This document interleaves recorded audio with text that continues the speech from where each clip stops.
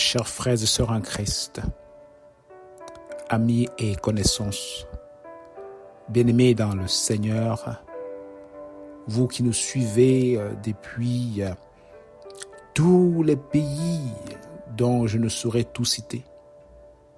Je pense au Maroc, je pense au Sénégal, je pense au Cameroun, je pense au Canada, je pense à la Martinique, je pense au Tchad. Que la paix et la grâce de notre Seigneur Jésus-Christ vous soient immensément renouvelées. Dieu vous aime et je lui rends grâce qu'il nous donne de vous connecter une fois de plus pour partager un morceau de vie de sa parole. Et voici la parole vivante du jour. Car ce n'est pas un esprit de timidité que Dieu nous a donné, mais un esprit de force, d'amour et de sagesse. 2 Timothée 1, verset 17. Que personne ne te méprise.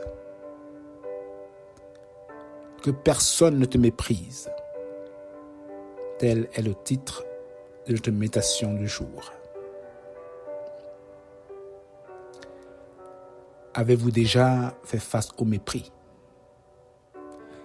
C'est possible. C'est possible que vous ayez déjà été méprisé pour une ou plusieurs raisons. Par exemple, être méprisé pour votre statut social, être méprisé pour votre forme physique, être méprisé pour votre race, votre ethnie, votre religion et bien d'autres. Ces mépris vous auraient amené à essuyer de grandes frustrations et d'être victime d'intimidation, au point que vous finissiez par croire ou à accepter tout ce que l'on dit et pense de vous. J'aimerais vous poser une question. Est-ce que, mon frère, ma sœur, tu sais qui tu es vraiment? Sais-tu qui tu es et ce que tu as? C'est le manque de connaissance de ce que l'on est et ce que l'on a vraiment. C'est-à-dire de notre origine, d'où nous venons, et des forces, des talents et des dons qui sont en nous, bref, tout ce qui fait notre identité en tant que personne, qui nous donnera de ne pas succomber face au mépris et aux intimidations. Chacun de nous a été créé unique à l'image du Dieu Tout-Puissant. Chacun de nous est donc spécial, avec ses dons, ses talents et bien d'autres. Nous devons donc mieux nous connaître pour apprécier ce que nous avons, afin de ne pas tomber dans le regard et les paroles trompeurs des autres. Le monde dans lequel nous vivons nous présentera un ou plusieurs moyens pour voler notre identité. Il nous dira par exemple que nous ne sommes pas à la mode du jour. Alors, à cause de cela, nous n'avons pas de valeur. Le monde nous dira que nous ne sommes pas beaux ou belles parce que nous n'avons pas un teint clair. Nous n'avons pas ceci ou cela. Ce qui fait que nous n'avons pas de valeur. Le monde nous amènera toujours à vouloir nous valoriser par rapport à ce qu'on a ou par rapport à ce qu'on n'a pas. Non, nos valeurs ne résident pas sur ces choses, sur ce que le monde pense de nous. Quand nous avons cette chose, on nous apprécie. Mais quand nous n'avons pas ces choses, on nous déprécie.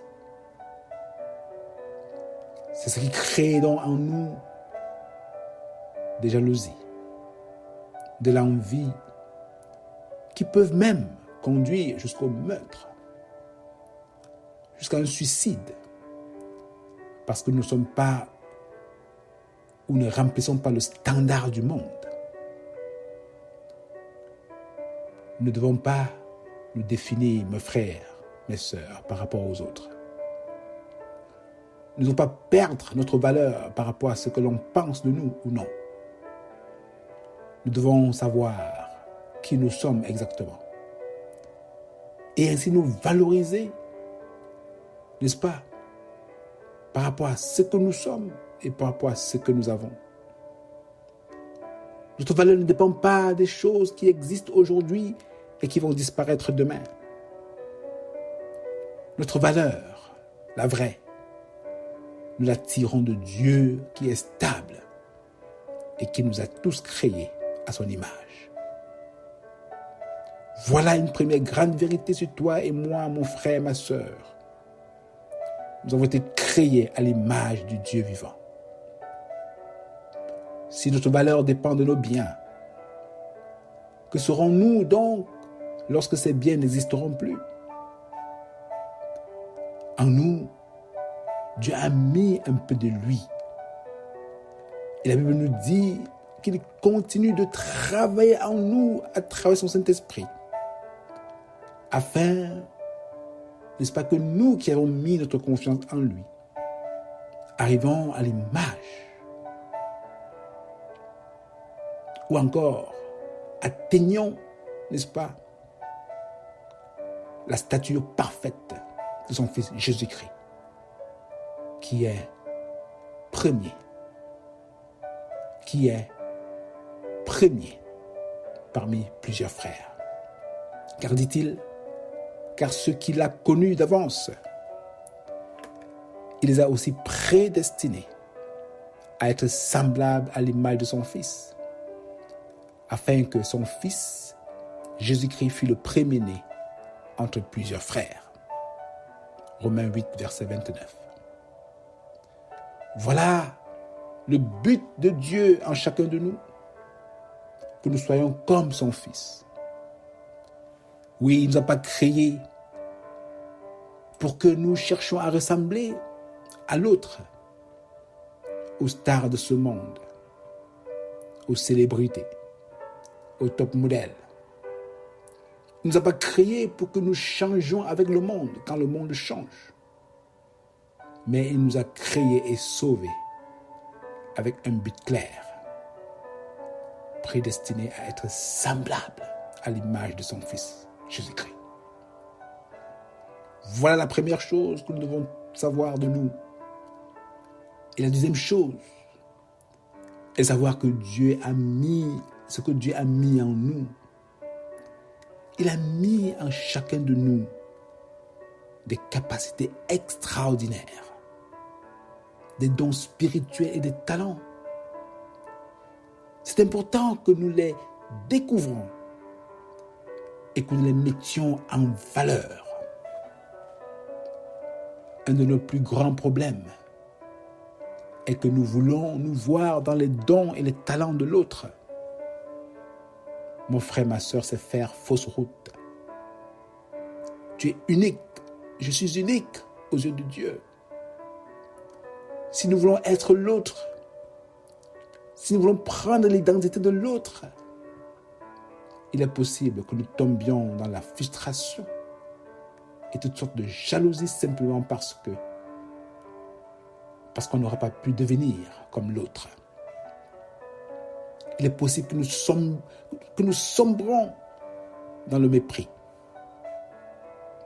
Cependant, si on découvre et apprécie ce que Dieu a mis en nous, nous saurons aussi les valoriser. En guise d'exemple, si tu es apte dans la menuiserie, fais bien ta menuiserie et tu y seras excellent. Ainsi, tu n'auras pas à te rabaisser devant un banquier, par exemple, car il est possible qu'il ne sache pas faire la menuiserie comme toi.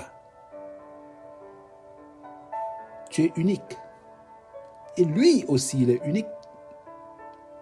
Il sait compter l'argent, peut-être. Mais toi, tu sais faire du bois. Et la Bible nous dit que Dieu connaît les projets qu'il a formés sur nous, projets de paix et non de malheur, afin que nous, n'est-ce pas, afin de nous donner un avenir et de l'espérance. Jérémie 29, verset 11. Celui qui ne valorise pas ce que Dieu a mis en lui vivra au rabais et donnera l'opportunité aux autres de prendre le dessus sur lui. Nous ne servons pas un petit Dieu, mais un Dieu puissant qui veut aussi que nous le représentions avec force et puissance. Prendre toujours conscience de cela nous donnera de renverser plusieurs obstacles de mépris, d'intimidation sur nos routes. Et l'apôtre Paul le conseille à son fils Timothée. Ce n'est pas un esprit de timidité que Dieu nous a donné, mais un esprit de force, d'amour et de sagesse. Oui, 2 Timothée 1, verset 7. Et puisqu'il nous a donné son esprit, il sera toujours avec nous, quelles que soient les situations, pour que nous affirmions cette identité que nous avons en lui, sans crainte, sans peur. Savoir qui nous sommes, c'est aussi savoir qui est avec nous. Et cette personne est bien l'Éternel, qui nous dit « Je suis l'Éternel ton Dieu », qui fortifie ta droite et qui te dit « Ne crains rien, je viens à ton secours ». Ésaïe 41, verset 13. Oui, je suis l'Éternel ton Dieu, qui fortifie ta droite, qui te dit « Ne crains rien, je viens à ton secours ». Alors mon frère, qui que tu sois, n'accepte point que personne ne te méprise, car tu n'es pas un hasard. Tu es l'enfant de Dieu créé à son image, et il t'aime tel que tu es. Alors vois-toi en Dieu et sois libéré de toutes sortes de mépris et d'intimidation. Tu n'es pas l'autre. Tu es toi-même. Tu es unique, fait à l'image du Dieu divin. Prions.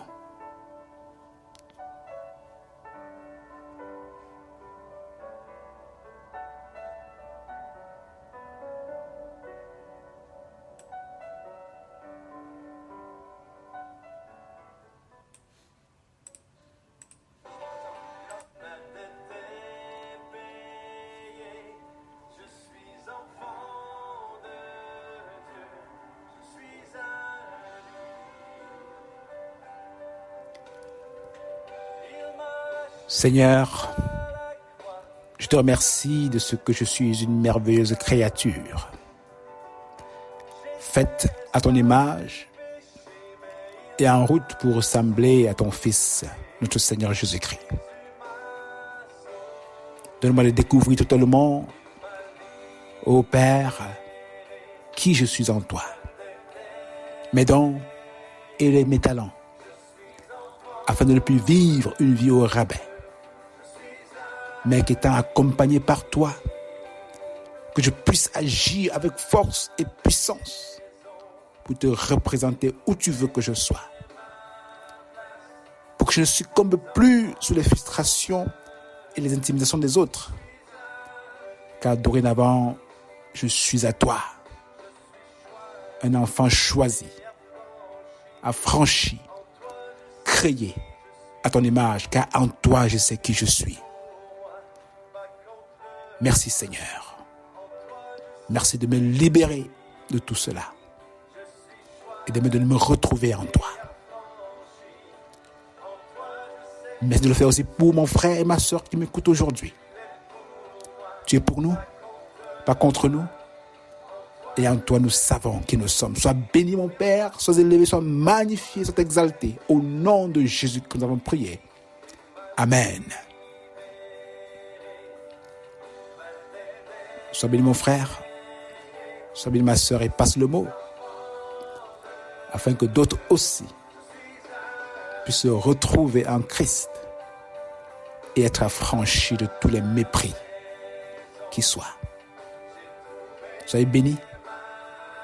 Soyez fortifiés, soyez éclairés, que le Seigneur pourvoie à vos besoins, qui vous comble de sa présence et qui vous donne de franchir toutes les barrières de frustration et d'intimidation.